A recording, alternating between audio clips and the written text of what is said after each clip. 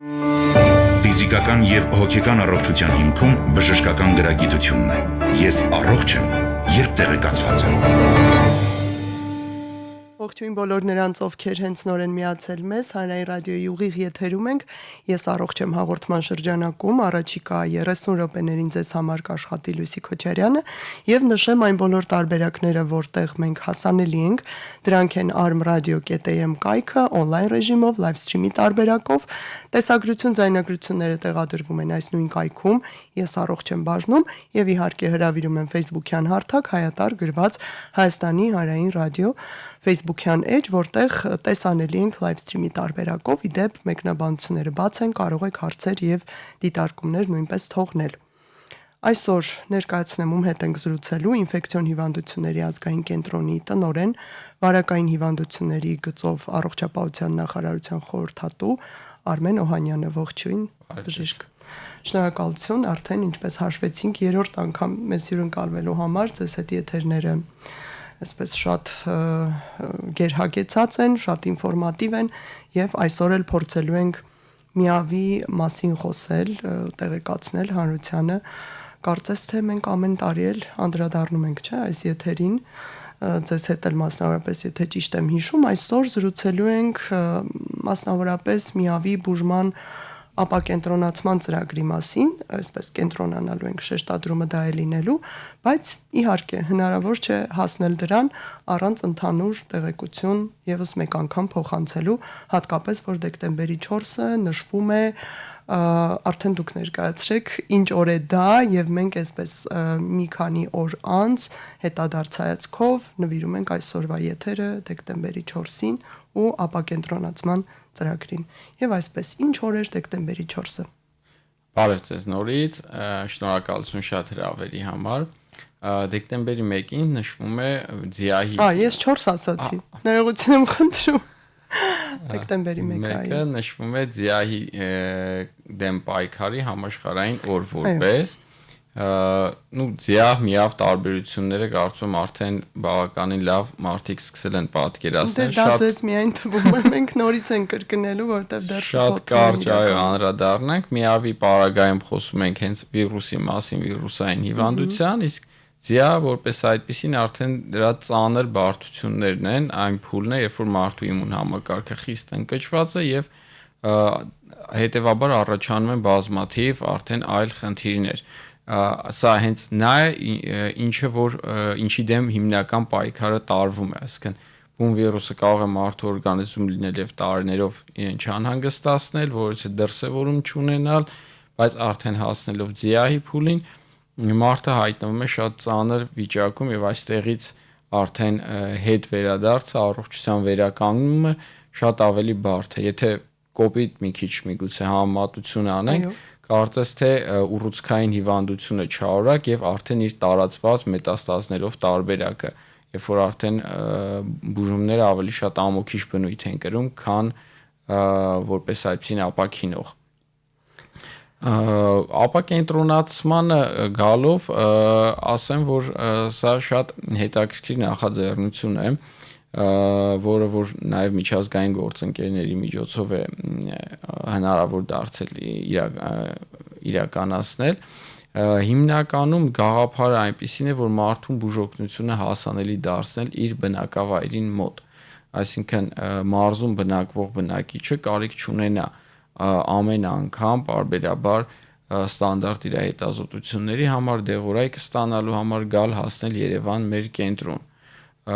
Դրան է ամբողջ նպատակը ուղղված, բայց սա ունի նաև այսպես ասած իր թաքնված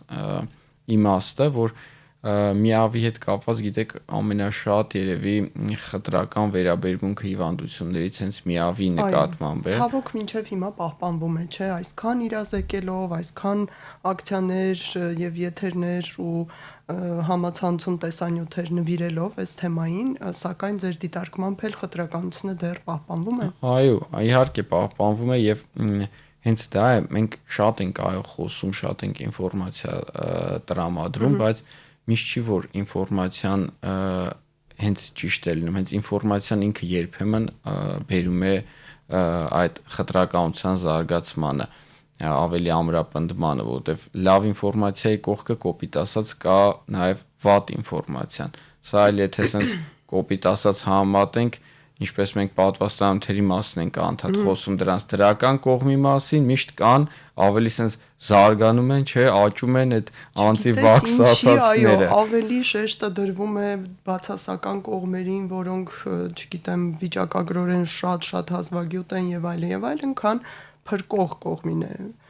Այո, ազդեցություն, հակազդեցություն ինչ-որ sense պայքար է գնում միշտ։ Եվ այս ապակենտրոնացումը կարծում եմ ինքը նաև կարելի է այդ տեսակետից դիտարկել, որ տարիներով տեսեք Հայաստանի Հանրապետությունում այն ժամանակ դեռ եղել է ՁԻԱ-ի կանխարգելման ազգային կենտրոն առանձին։ Իսկ միայն ԶԻԱ-ով զբաղվող, սա եւս դրա իմաստը եղել է, որ ինքը ստեղծվել է առանձին կենտրոնացված, նեղ մասնագիտացված, հիվանդությունը նոր էր, դեռ շատ բան հայտնի չէր, բայց ինքը իրանով կարա հանդիսանա խտրականության պատճառ եւ անգամ մեր շինությունը, որտեղ որ հիմա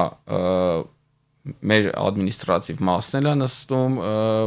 ես ինքս պացիենտներ եմ այդտեղ ընդունում տարաբնույթ, հա, բայց առաջ սա առանձին վախենալի շենք է։ Այո, բայց ինքը շենքից միջև հիմա դեռ այդ վախը պահպանվում, ոնց մենք գնացինք այդտեղ, անգամ բուժանձնակազմն է խուսափում, ոսմա ինձ բուժքույրը աշխատում, չգիտեմ, օրինակ տեսան ես այստեղ եմ գնում գալիս, պիտի մտածեն, որ ես միավ ունեմ ու սենց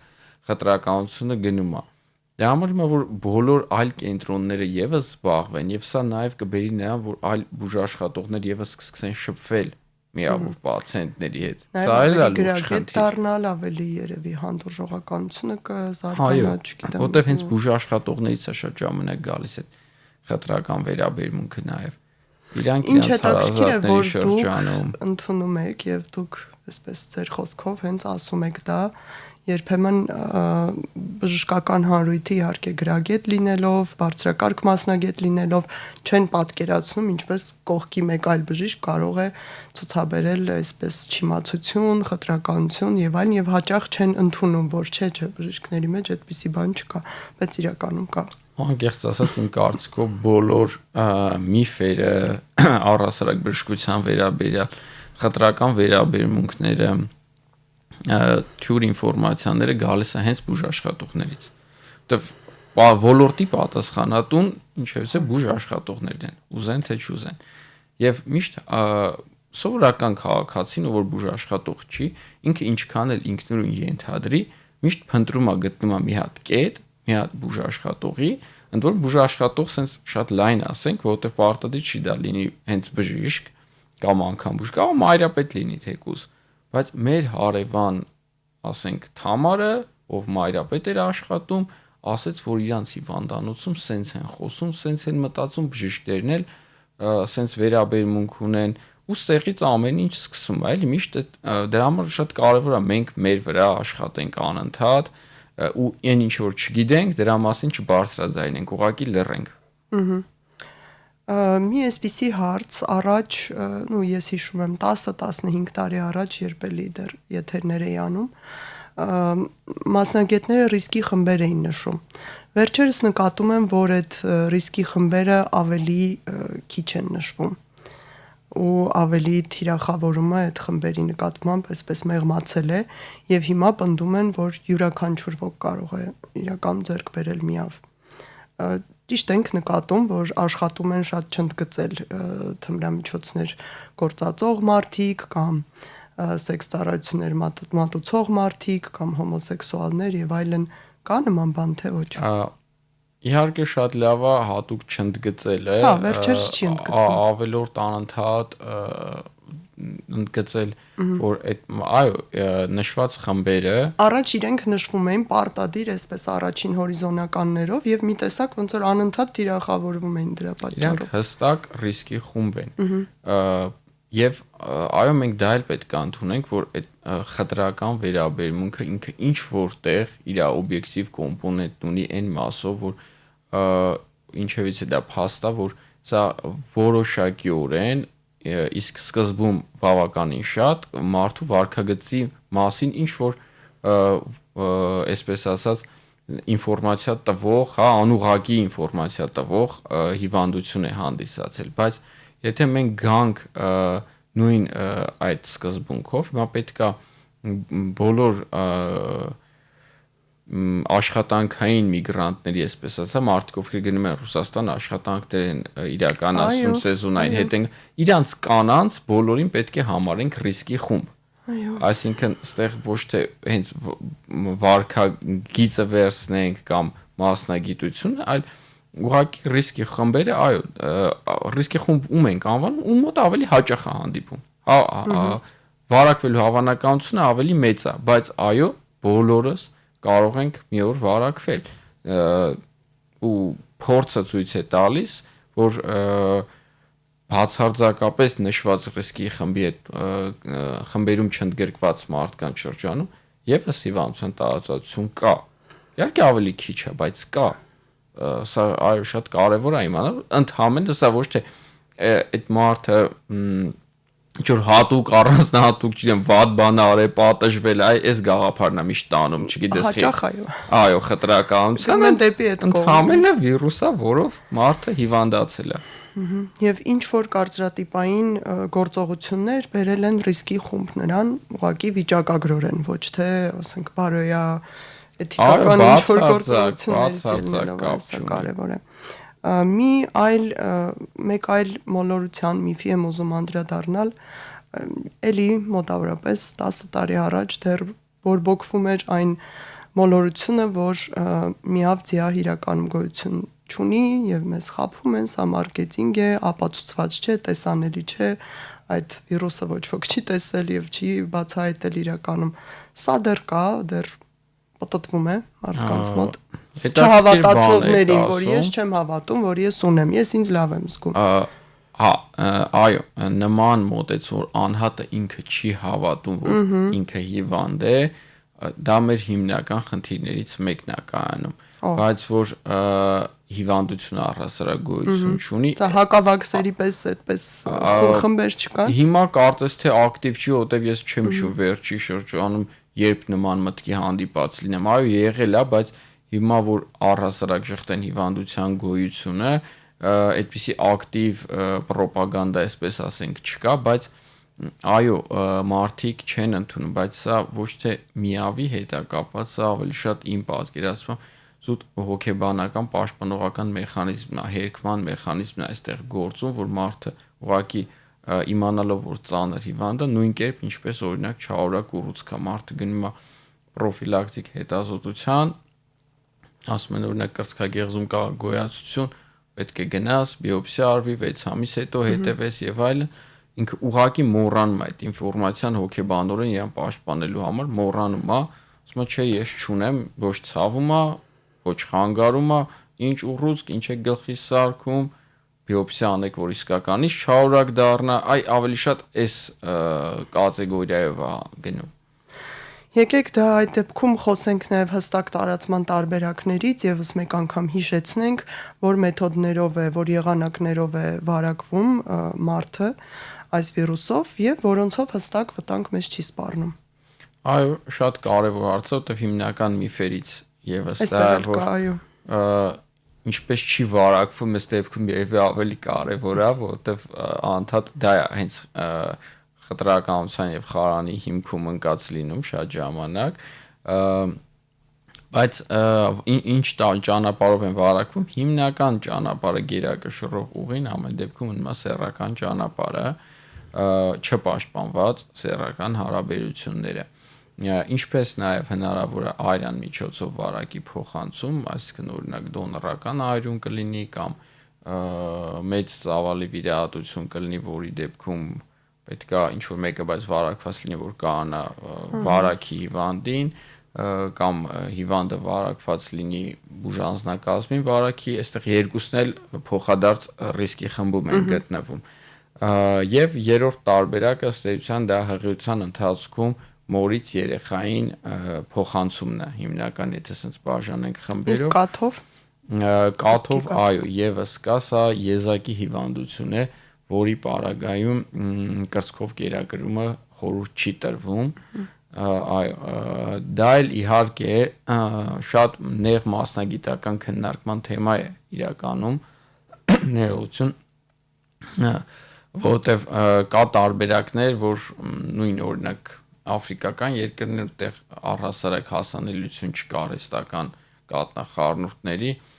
այնպես չէ միանշանակ ասում են մի կերակրեք, հակառակ ասում են կերակրեք, որովհետև սովը շատ ավելի դաժան է լինելու նորածնի համար, քան միավոր վարակվելը թեկուզ կամ ռիսկը, որ կարող է միավոր վարակվի։ Բայց այո, կաթը եւս համարվում է վարակի փոխանցման տարբերակ։ Եվ ամենակարևորը ինչպես չենք վարակվում։ Չենք Ինչից պետք չէ վարակվում, վախենալ, ուշադրություն։ սովորական, սոցիալական միջավայրում, կենցաղում սովորական, երբ որ չկա արտառոց միջադեպ,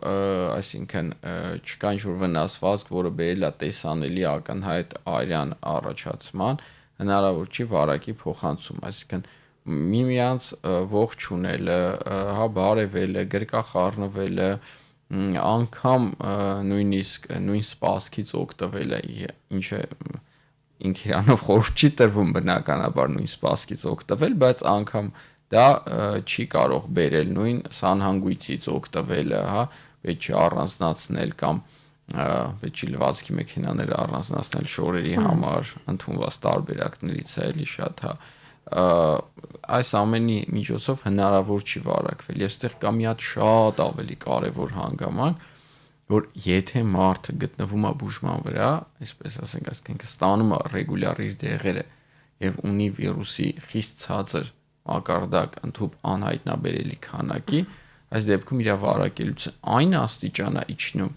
որ անգամ ընտանիքի պարագայում, այսինքն մշտական զուգընկերոջ հետ թույլ է տրվում է անպաշտպան սեռական հարաբերություն ունենալ։ Այդ աստիճան հնարավոր է նվազեցնել վարակելիությունը։ Դեղորայքի մշտական մինչև կյանքի վերջ ընդունման դեպքում իդեպ Հայաստանում հանրության կողմից մենք խնդիր ունենք այսօր մշտական դեղորայքը ընդունելու հետ կապված մարդիկ մի փոքր սրանել են շատ զգուշավորությամբ վերաբերվում, Իհարկե, ինչի ես պետք է մինչև վերջ ընդունեմ։ Ուղղակի սա նույնն է դարձյալ կարծում եմ, ինչ որ էլի այլ հիվանդությունների դեպքում, ինչպես ճնշում ունեցող պացիենտն է դիմադրում, ասում է, որ կբարձրանա այն ժամանակ կօգտագործեմ իմ ճնշման դեղերը, խոլեստերինից դեղը կամ շաքարային դիաբետի դեղերը, հա, նույն կերպ այստեղ է լինում կամ պարբերական հիվանդության մարդիկ կոլխիցինը կամ խնդիր են որևէ դարձնում։ հորմոնի պակաս ունեցող մարդը։ Այո։ Այստեղ ուղղակի կա ինչպես բոլոր դեպքերում, այո, կան ստանդարտ ռիսկեր, որ դեղորայքը բնականաբար կարող է ունենալ ժամանակի ընթացքում կողմնակի որևիցե ազդեցություններ, որոնք որ լիարժեք վերահսկելի են, լիարժեք կառավարել, ինչպես մյուս բոլոր նշածած խմբերում, այսինքն սա չի առանձնանում ավելի ռիսկային դեղորայքներ չեն։ Այսպես ասենք, որ եթե միավ վաղ հայտնաբերված պացիենտը իր դեղորայքը ստաբիլ ընդունում է, ինքը պրակտիկորեն առողջ մարդուց ոչինչով չի տարբերվում։ Ինչ է պատահում այդ մարդու հետ, եթե նա օրինակ այդ պահին ոչինչով չտարբերվելու պահին դադարեցնում է դեղորայքը, դա հստակ նշանակում է, որ ցուցիչները բարձրանալու են, մենք ճիշտ ենք պատկերացնում։ Այո, հստակ նշանակում է։ Միգուցե Սա անխուսափելի է։ Միգուցե 10,000-ից 2-ի մոտ չբարձրանա։ Միգուցե։ Դե սա շատ փոքր թիվ է։ Ինչու եմ, հա, սա ասում, որտեղ միշտ կան, չէ, նման խոսակցությունների ժամանակ մարդիկ ինչ որ մի հատ անձնական, մի հատ անհատական օրինակ են գտնում ու դա դարձնում որպես բան, այսպես ասած դրոշակ, որ չէ տեսակ։ Ամերիկայում կա դեպք, երբ չի խմել եւ 3 տարի չի բարձրացել ցուցիչը օրինակ։ Այո, բայց որպես կանոն, այո, ինքը անխուսափելիորեն բերելու է վիրուսի բարձրացման քանակի եւ իր հետագա հետևանքներով վնասման։ Մի հարց ունենք, երևի թե հասանելիության վերաբերյալ, արդյոք այս պահին բոլոր մարզերում կարելի է ստանալ, թե ծրագիրը նոր է պատրաստվում մտնել շրջանառության մեջ։ Ծրագիրը, այսպես ասենք, փուլային է ընթացքի մեջ։ Ուր ենք հասել հիմա։ Այո, ներկա պահին Գյումրիում ունենք ապակենտրոնացված հստակ գործող տեղ եւ Վանաձորում Գյումրու եւ Վանաձորի բժշկական կենտրոններում են գործում եւ այնտեղ մարդիկ կարող են լիարժեքորեն իրենց դեղորայքները ստանալ, ընթացիկ ստանդարտ հետազոտությունները բոլորը իրականացվի եւ այստեղ կարեւոր է նշեմ, որ մեր կենտրոնը, այսինքն ինֆեկցիոն հիվանդությունների ազգային կենտրոնը ամբողջությամբ վերահսկողությունը իրականացնում է, այսինքն այնպես չի, որ Երևանում մենք ավելի լավ բուժօգնություն ենք առաջարկում, քան մարզում։ Մեր բժիշկները որակը տուժած չէ այնտեղ։ Բացարձակ 24 եւ 7 ռեժիմով կապի մեջ են այնտեղի մասնագետների հետ, բոլոր վերապատրաստումները իրականացվել են եւ շարունակաբար իրականացվում են եւ ցանկացած կասկածելի հարցի դեպքում, որ եթե տվյալ բժիշկը չկողմնորոշվի կամ եթե լինի հետազոտության որևիցե հետազոտություն, որը որ հնարավոր չի այնտեղ իրականացնել, դա ամենը մենք հոգում ենք, իրականացնում ենք։ Բայց թեստավորումը նույնպես օրինակ Գյումրիում եւ Վանաձորում կարելի է անցնել։ Թեստավորում Հայաստանի գրեթե բոլոր ընդհանուր ամբուլատորիաներում բոլոր պրակտիկորեն կարելի է անցնել, բայց ախտորոշման հաստատումը առայժմ օրենքի, այսպես ասած, իրավական դաշտով դեռ կոնկրետ մեր կենտրոնն է վերջնական հաստատումը ախտորոշման տալիս։ Դեռ Երևանինն է, այո։ Այո, որ վերջնական դա իհարկե կլինի հաջորդ քայլը, որ արդեն նույն Գյումրին Վանաձոր իրանք տեղում հաստատում կտան եւ կընդունեն պացիենտին արդեն դիսպանսերային հսկողության, բայց այդտեղ կա մի քանի նյուանս, որ դա միայն բժշկի գործառույթ չէ։ Իրականում ես կուզենամ նշեմ, որ միավի հետ կապված մենք շատ մեծ հսկա թիմ է աշխատում։ Այսինքն դա միայն բարև ձեզ, ես միավ ունեմ, դեղերդ խմի տարբերակով չի, հա։ Մենք ունենք համաճարակաբանների թիմ, ովքեր պացիենտի շատ երկար աշխատանք են տանում հայտնաբերելու համար, թե որտեղ է եղել վարակումը հնարավոր, ովքեր են շրջանակները, որ կարող է վարակված լինեն, որպեսզի հայտնաբերեն բոլորին։ Անդադ աշխատանք է արվում բացատրելու կանխարգելման մեթոդները, որպեսզի իրանք էլ չտարածեն վարակը, հասարակական կազմակերպությունների հետ ենք համագործակցում, ովքեր հոգեբանական, սոցիալական աջակցություն են ցուցաբերում, այս բոլոր տվյալները իդեալականորեն վերահսկվում են մեր մոնիտորինգի թիմի կողմից եւ մենք բարբերաբար միջազգային հարթակներում ենք հաշվետվություններ տալիս, թե Հայաստանը ինչ կարգավիճակում է եւ բավականին լավ կարգավիճակում ենք, մենք այդ է հետաքրքիր աշխարհի հետ համեմատած։ Անելու իհարկե շատ բան ունենք, բայց հստակ որ առաջ են գնում դա փաստ է եւ մեր ընդհանուր ցուցանիշները վատը չեն, այսպես ասենք, բացարձակ վատը չեն։ Հաջորդ փուլով ինչ է սպասվում, դուք ասացիք, որ փուլային է եւ այս պահին Գյումրիում ու Վանաձորում կա, պլաններ կան, թե հաջորդը ինչ է լինելու։ Ամենայն հավանականությամբ կունենանք եւ մոտ ժամկետներում այ կլինի այդ տեստավորման, այդ համաճարակաբանական հետազոտության փուլերի ներդրումը արդեն գործող ապակենտրոնացման կետերում, հա, երբ թե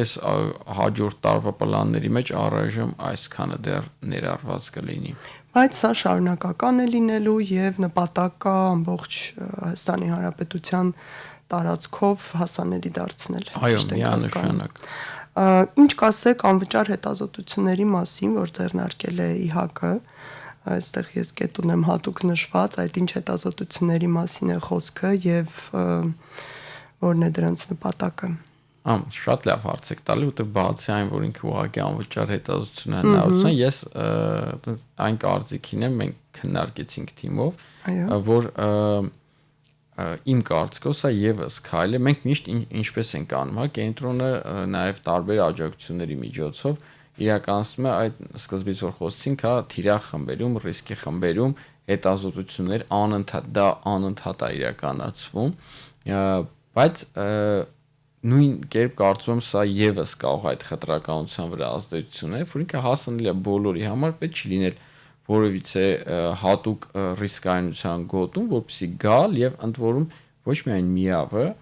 այլ զուգահեռաբար հեպատիտ C-ն, հեպատիտ B-ն եւ սիֆիլիսը, այս 4 հետազոտությունները մենք արդեն ամբողջ նոյեմբերը եւ շարունակելու ենք ամբողջ դեկտեմբերը։